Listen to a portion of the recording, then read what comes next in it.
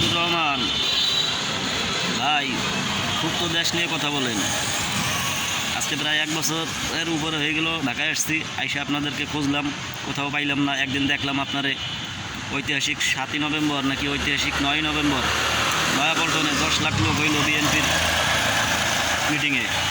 ওই দিন আপনারা দেখলাম ফার্ম গেটে, অথচ একটু কথা বলার সুযোগ হইল না।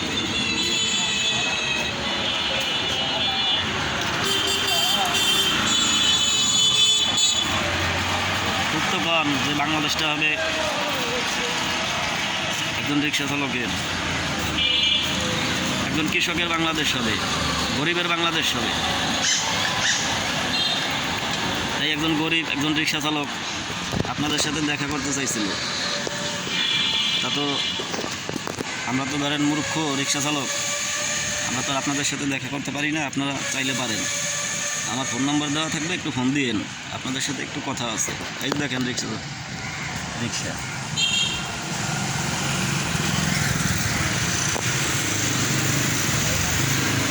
আমি এখন কোথায় আছি জানেন?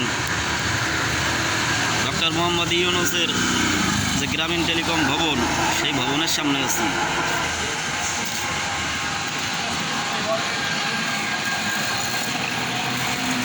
এখানে টিপ নিয়ে আইছিলাম। ওই যে দেখেন, ওই যে ভবন, হয়তো বা কিছুটা দেখা যাচ্ছে। ওই যে গ্রামীণ টেলিকম ভবন দেখা যাচ্ছে, ওখানে কাজ চলমান আছে। মনে হয় গ্রামীণ ইউনিভার্সিটি খোলা হবে ওইখানে। জাহিদ ভাই, ফোন দিয়েন একটু। ভালো থাকেন, খুদা হাফেজ।